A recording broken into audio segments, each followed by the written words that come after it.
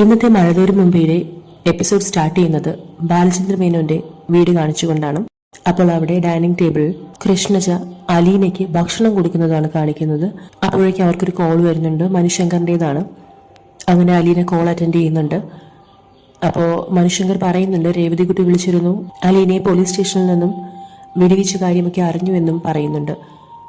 അപ്പോൾ അലീനയും പറയുന്നുണ്ട്, രേവതികുട്ടി പറഞ്ഞപ്പോഴാണ് താനും അറിയുന്നത് രേവതികുട്ടിയും ഗ്രേസമ്മയും മാമച്ചനും ഒരുപാട് ഓടിയെന്ന് അലീനയെ രക്ഷിക്കാനായി. കൈതക്കൽ മാളിക വീട്ടിൽ നിന്നും ആരെയും കണ്ടില്ലല്ലോ എന്നും അലീന ചോദിക്കുന്നുണ്ട്. അപ്പോൾ അതിന് മറുപടിയായി ഹരിശങ്കർ പറയുന്നുണ്ട്, ഞാൻ വിചാരിച്ചിരുന്നു, അതായത് ഒരു സിനിമ സ്റ്റൈലിൽ വന്ന് നായകനൊക്കെ ചെയ്യുന്നത് പോലെ പോലീസ് സ്റ്റേഷനിൽ കയറി എസ്.ഐയും സിഇയും ഒക്കെ വിരട്ടി നായികയെ പിടിച്ചിറക്കി കൊണ്ടുപോകണം എന്നൊക്കെ. പക്ഷെ ഇതൊരു സിനിമയല്ല, ജീവിതമാണ്. പോലീസ് സ്റ്റേഷൻ പരിസരത്തേക്ക് പ്രതികളുമായി ബന്ധമുള്ള ആരെയും അടുപ്പിക്കുന്നില്ല. ഗോവർദ്ധനങ്ങൾ വന്നിട്ട് പോലും അലീനയെ കാണാൻ സമ്മതിച്ചില്ല എന്ന് പറഞ്ഞു എന്നും മനുശങ്കർ പറയുന്നുണ്ട്. അപ്പൊ അലീനയും പറയുന്നുണ്ട്, ഡിവൈഎസ്പി സാർ നേരിട്ട് ഇടപെട്ടത് കൊണ്ട് മാത്രമാണ് അലീനയെ വെറുതെ വിട്ടതെന്ന്. മനുശങ്കർ പറയുന്നുണ്ട്, അലീന യാതൊരു തെറ്റും ചെയ്യാത്തത് കൊണ്ട് മാത്രമാണ് അലീനയ്ക്ക് ഇപ്പോൾ രക്ഷപ്പെടാൻ പറ്റിയത്. അപ്പോൾ അലീന ശിവശങ്കര മേനോന്റെ കാര്യങ്ങളൊക്കെ ചോദിക്കുന്നുണ്ട്, അദ്ദേഹം എത്തിയോ ഇല്ലയോ എന്നൊക്കെ. അപ്പൊ മനുശങ്കർ പറയുന്നുണ്ട്, അത്ര പെട്ടെന്നൊന്നും ഓടി വരാൻ കഴിയില്ലല്ലോ, ഓഫീസിൽ പറയണം, കമ്പനി ലീവ് കൊടുക്കണം, ഫ്ലൈറ്റ് ടിക്കറ്റ്സ് ഒക്കെ ഓക്കെ ആവണം. അപ്പോൾ മാത്രമേ ശിവശങ്കർ മേനോന് നാട്ടിലെത്താൻ പറ്റുകയുള്ളൂ. തന്റെ ഉറക്കം വരെ നഷ്ടപ്പെട്ടു എന്നും ഇനി ഭാവിയിലേക്ക് എന്താണെന്ന് അറിയില്ല എന്നും ആശങ്കപ്പെടുന്ന മനുശങ്കറിനെയാണ് നമുക്ക് അവിടെ കാണാൻ സാധിക്കുന്നത്. അങ്ങനെ അവർ കോൾ കട്ട് ചെയ്യുകയാണ്.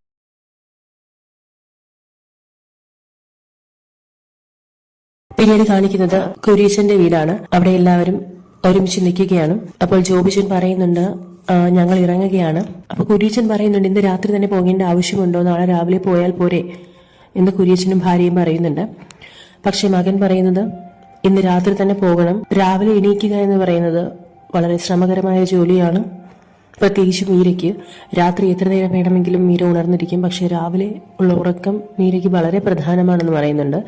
അപ്പോൾ ഇവിടുന്ന് ഒരു അരമണിക്കൂർ ഡ്രൈവ് മാത്രമേ ഉള്ളൂ, അതുകൊണ്ട് ഞങ്ങൾ പോവുകയാണ് എന്നാണ് ജോബിച്ചൻ പറയുന്നത്.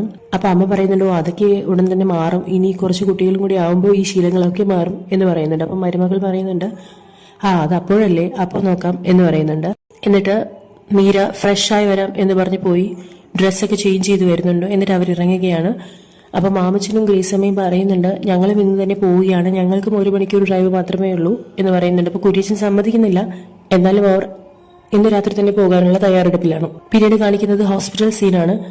അവിടെ ഗോവർദ്ധൻ ICUവിന് മുൻപിൽ ഒരു ചെയറിലിരുന്ന് ഉറങ്ങുകയാണ്. അപ്പം രാവിലെ ആയിട്ടുണ്ട്, അദ്ദേഹം ഉറക്കെ എണീക്കുകയാണ്. എന്നിട്ട് ഗ്ലാസ്സിലൂടെ പതിയെ ബാലചന്ദ്ര മേനോനെ നോക്കുന്നുണ്ട്.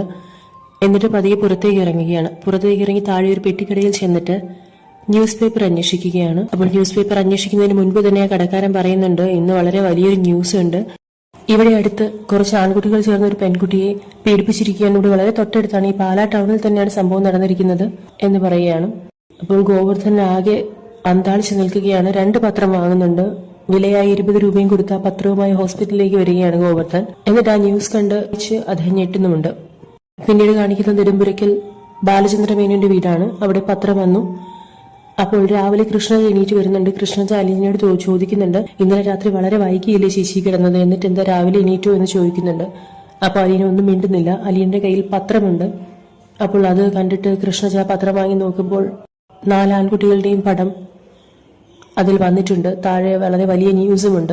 അപ്പൊ ആ ന്യൂസിൽ എന്താണ് കൊടുത്തിരിക്കുന്നതെന്ന് വെച്ചാൽ, 4 ആൺകുട്ടികൾ ചേർന്ന ഒരു പെൺകുട്ടിയെ തട്ടിക്കൊണ്ടുപോയി പീഡിപ്പിച്ചു എന്നാണ്. ആളൊഴിഞ്ഞ വീട്ടിൽ കൊണ്ടുപോയി പീഡിപ്പിച്ചു എന്നതാണ് വാർത്ത. ആ 4 ആൺകുട്ടികളിൽ ഒരാൾ കൈതക്കൽ മാളിക വീട്ടിൽ ഹരിശങ്കർ മേനോനാണ്. ഹരിശങ്കർ മേനോന്റെ കാമുകിയായിരുന്നു ആ കുട്ടിയെന്നും അവരെ പറഞ്ഞു പറ്റിച്ച് ആ വീട്ടിൽ കൊണ്ടുപോയി മറ്റു 3 പേരുമായി ചേർന്ന് ആ കുട്ടിയെ പീഡിപ്പിച്ചു എന്നാണ് വാർത്തയിൽ പറയുന്നത്. അതിൽ കൂടാതെ തന്നെ ഇതിനു മുൻപും ഇവർ ഇത്തരം ശ്രമങ്ങൾ നടത്തിയിട്ടുള്ളതായി പത്രത്തിൽ പറഞ്ഞിരിക്കുന്നു.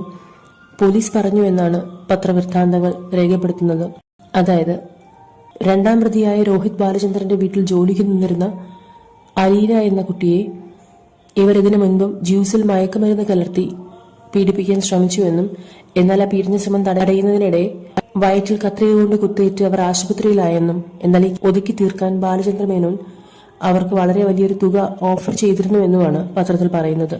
ഇതെല്ലാം വായിച്ചിട്ട് അലീനയും കൃഷ്ണജയും സോഫയിലിരുന്ന് കരയുകയാണ്.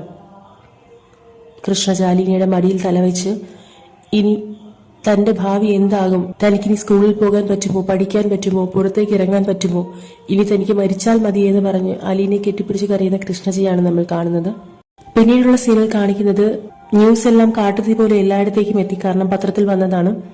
അപ്പോൾ നാട്ടുകാരെല്ലാം വിശേഷങ്ങളെല്ലാം അറിഞ്ഞിരിക്കുന്നു. കുറെ ആളുകൾ ചേർന്ന് ബാലചന്ദ്രൻ മേനോന്റെ വീട്ടിന് മുന്നിൽ തടിച്ചുകൂടിയിരിക്കുകയാണ്. സ്ത്രീകളും പുരുഷന്മാരും എല്ലാവരുമുണ്ട്. അതിലൊരാൾ ഉറക്കെ അന്നത്തെ ന്യൂസ് വായിക്കുന്നുണ്ട്. അപ്പോൾ അവർ അറിയുന്നുണ്ട് രോഹിത് ബാലചന്ദ്രനും ഹരിശങ്കറും ചേർന്ന് സംഘമായി ചേർന്ന് ഒരു പെൺകുട്ടിയെ പീഡിപ്പിച്ച വിവരം എല്ലാം ഉറച്ച് അവർ വായിക്കാൻ, ഡീറ്റെയിൽസ് എല്ലാം വളരെ വ്യക്തമായി അവർ വായിക്കുന്നുണ്ട്. അപ്പോൾ അവർ പറയുന്നുണ്ട് അവനെ കണ്ടാൽ, ഇത്രയും കാലം കണ്ടാൽ ഇതുപോലൊരു പാവം പയ്യനില്ല എന്നല്ലേ വിചാരിച്ചിരുന്നത്, അവന്റെ സ്വഭാവം ഇതായിരുന്നോ, നമ്മൾ അറിഞ്ഞിരുന്നില്ലല്ലോ അവൻ ഇത്തരക്കാരനായിരുന്നു എന്ന്. എന്നിട്ട് അലീനയ്ക്ക് സംഭവിച്ച കാര്യങ്ങളും പത്രത്തിലുണ്ട്, അതും അവർ വായിക്കുന്നുണ്ട്. അപ്പോൾ മറ്റുള്ളവർ പറയുന്നുണ്ടോ എന്തൊരു ധൈര്യമാണ് അലീനയ്ക്ക്, അല്ലെങ്കിൽ കത്തിയെടുത്ത് സ്വയം വൈക്കൽ കുത്തി കയറ്റുമോ. അപ്പോൾ കൂടുതലുള്ള മറ്റൊരു സ്ത്രീ പറയുന്നുണ്ട് അവളെ ആദ്യം അടിക്കണം, അവൾ എന്നിട്ട് എന്തിനാണ് ഇവിടെ കടിച്ചു തൂങ്ങി നിൽക്കുന്നത്. അപ്പൊ മറ്റഭിപ്രായങ്ങളും വരുന്നുണ്ട്. അതായത് ഒരുപാട് പൈസ വാരിക്കൂരി അയാൾ കൊടുത്തു കാണും കേസ് ഒതുക്കാൻ, അയാളുടെ ഒരുപാട് പൈസ ഉണ്ടല്ലോ എന്നും പറയുന്നുണ്ട്. അങ്ങനെ ഇറങ്ങി വാടാ എന്ന് പറഞ്ഞ് അവരോട് അട്ടഹസിക്കുകയാണ് ചെയ്യുന്നത്. പക്ഷെ അവിടെ ആ പെൺകുട്ടികൾ മാത്രമേ ഉള്ളൂ എന്ന വിവരം ആ നാട്ടുകാർക്ക് അറിയില്ല. അങ്ങനെ ആ ഗേറ്റിന് മുന്നിൽ തടിച്ചുകൂടിയ ജനക്കൂട്ടത്തെയും കാണിച്ചുകൊണ്ടാണ് ഇന്നത്തെ എപ്പിസോഡ് അവസാനിക്കുന്നത്. നാളത്തെ എപ്പിസോഡിൽ ഹോസ്പിറ്റലിലുള്ള വൈജയന്തി ഇക്കാര്യം അറിയുന്നുണ്ട്. അതായത് നേഴ്സാണെന്ന് തോന്നുന്നു, അവരോടൊന്ന് പറയുന്നുണ്ട്. അവർക്ക് വളരെ ലജ്ജ തോന്നുകയാണ്. ബാലചന്ദ്ര മേനോനോട് ഗോവർദ്ധനും വന്ന് പത്രത്തിലെ കാര്യങ്ങൾ പറയുന്നുണ്ട്.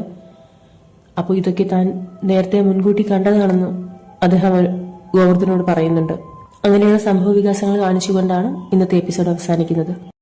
വീഡിയോ ഇഷ്ടപ്പെട്ടാൽ തീർച്ചയായും ലൈക്ക് ചെയ്യാനും ഷെയർ ചെയ്യാനും സബ്സ്ക്രൈബ് ചെയ്യാനും മറക്കരുത്. Thank you.